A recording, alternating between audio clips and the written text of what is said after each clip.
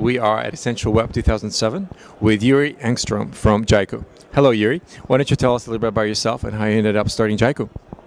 Hi. First of all, it's a pleasure to be here. I'm actually trained as a sociologist. My previous job, I worked for a little bit at Nokia. I was a senior product manager of their internet handhelds there. Left the company to found Jaiku. Jaiku is a web and mobile-based microblogging service.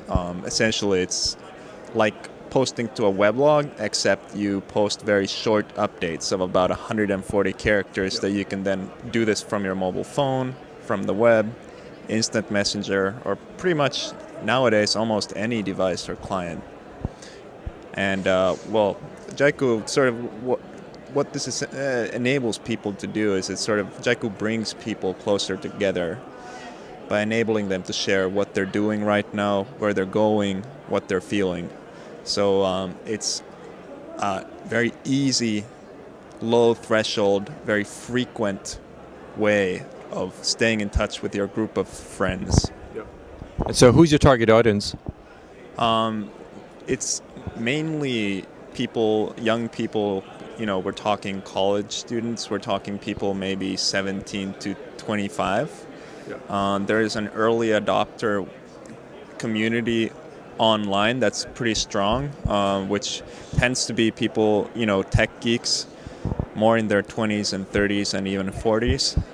And these early adopters have taken on to Jaiku, but we're seeing that sort of, as it's going beyond the early adopter group, the age is becoming younger. So you're based in Finland, but I assume your user base is global. What's the breakdown of your users? The U.S. are our largest single country. I think currently a little over a third of our users are based in the U.S. And then there are a couple of large countries in Europe. And I think Japan is growing right now also fairly rapidly. Okay.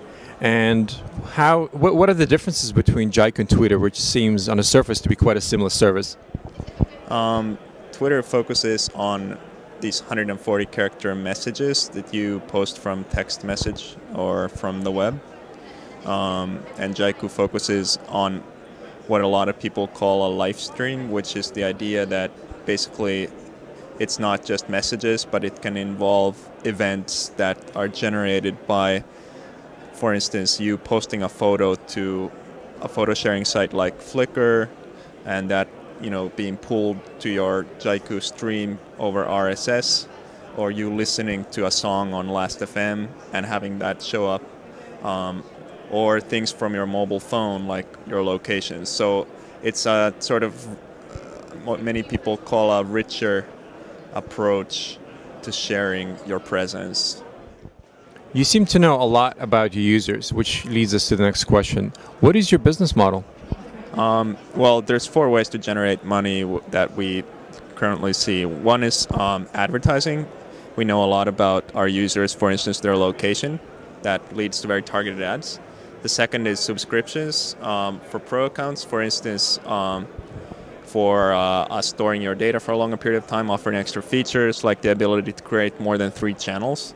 The third one is basically transactions. So for instance, we offer these icons that people can use to spice up their messages.